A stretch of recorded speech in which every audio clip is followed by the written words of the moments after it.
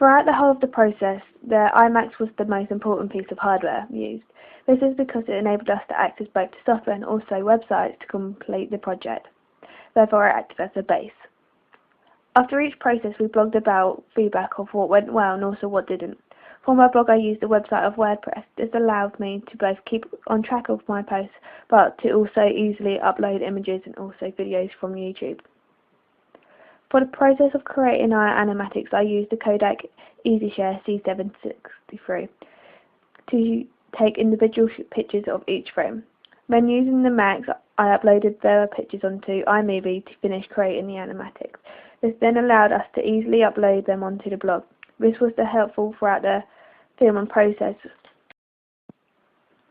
The camera was the most important item of hardware within the project other than the iMac, as it allowed us to record footage and then easily upload the footage on the Macs using the card reader or a cable. The tripod was also very beneficial when it came to steady shots whilst also allowing different angles and shot types to be used.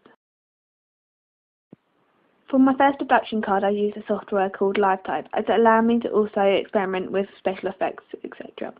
For my second production card, I used the school's Canon FS100 video camera to record the person rubbing out the arrays of films. I then used Final Cut to reverse this footage and also speed it up. For my other titles, I used the Final Cut, as it allowed me to choose a font style I think suited the genre and also allowed me to overlay them on top of the shots, as well as putting in transitions to help the sequence as a whole flow more.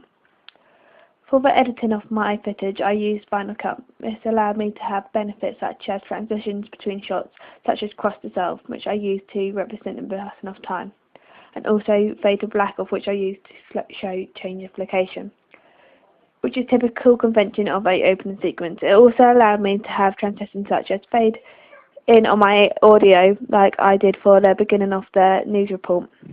It was easy to do as the Final Cut has a timeline at the bottom, allowing you to easily see both edited footage as well as audio. So being able to determine how long my sequence was compared to the 2-minute deadline was easy. When finished with editing the videos, it was then easy to upload things online, as YouTube is quick and easy to use.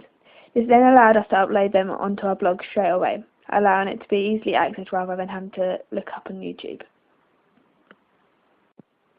When finding my main track of music, I used mp3unsigned.com. The website specialises in unsigned musicians' songs, which you can then gain access from. When finding my music, I focused on the typical and conventional music sound, which is of gothic/classical genre, which is often associated with the horror genre, which was what I found when I did research into it with my questionnaire earlier on in the project.